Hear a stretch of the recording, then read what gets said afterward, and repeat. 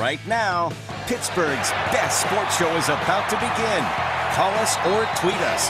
We got things to talk about on the Ireland Contracting Nightly Sports Call. All right, Ken, thanks very much. Good evening, everyone, and welcome to a Monday night edition of the Ireland Contracting Nightly Sports Call right here on Pittsburgh CW, and you can call it right here on the Borders and Borders hotline, which is 412-575-2600. We'll take those calls until 11 o'clock. And before we get into the Steelers, which of course is the trending topic all day from yesterday and will continue into tomorrow, which should be interesting, got to tell you about the Penguins, who are in Long Island tonight, back at the Nassau Coliseum, which got a facelift, looked very good. And the Penguins look very good tonight, too. Casey DeSmith continues to be outstanding in his opportunity to take over in goal. Matt Murray has been out now several weeks, and he's skating with the team, should be back fairly soon. But in the meantime, DeSmith has earned his stripes. Played outstanding tonight. Penguins lost the other night 2-1 in an overtime loss at Ottawa. Tonight they win 2-1 on a shootout goal by Jake Gensel, his first ever attempt, as he goes in and beats Robert Lehner. So bottom line is they get 2 points, and it was a big 2 points for them. Played well penalty killing wise, chances at both sides, very entertaining hockey game, albeit low scoring. All right, so now it's the Steelers, and we continue this conversation from yesterday. Still no answers. We should get some, you would think, tomorrow. Ben Roethlisberger has his weekly radio show on 93.7 The Fan at 11 a.m., and then at 12 o'clock, it's Mike Tomlin's press conference. And if you're looking for blame, there's a lot of blame to pass around. We talked about it yesterday. We'll continue to take your calls on a team that lost to a 2-10 football team when it badly needed a win. And there are a lot of things you can bring into question.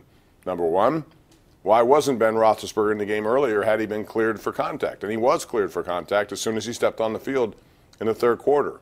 Why did it take so long?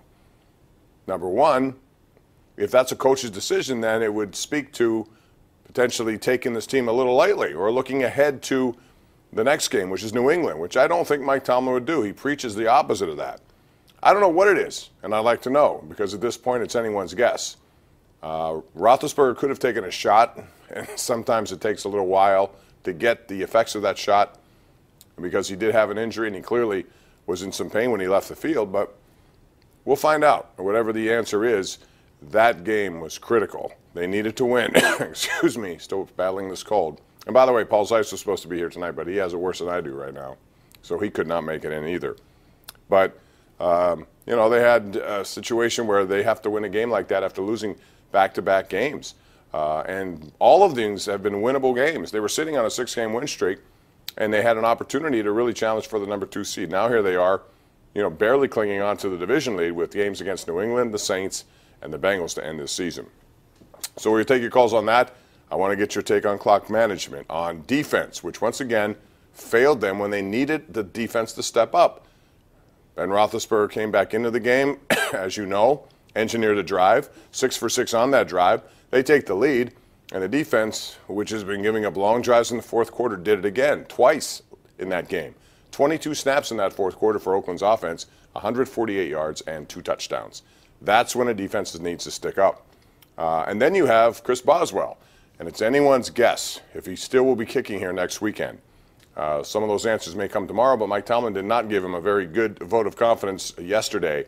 So we'll find out what is the latest there. You got to wonder who's out there. What would it take to make that move? You'd have to bring someone in on a tryout.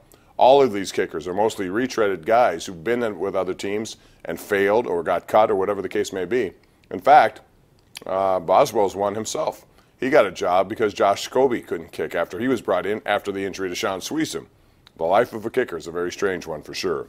We'll talk about that and all things associated with this loss. Call right now, 412-575-2600. We'll get you on the air, and you can be part of the Ireland Contracting Nightly Sports Call. We'll take a break and come back with those calls right here on Pittsburgh CW. The Ireland Contracting Nightly Sports Call is brought to you by Ireland Contracting, Pittsburgh's #1 home exterior expert in roofing, siding, windows, and gutters.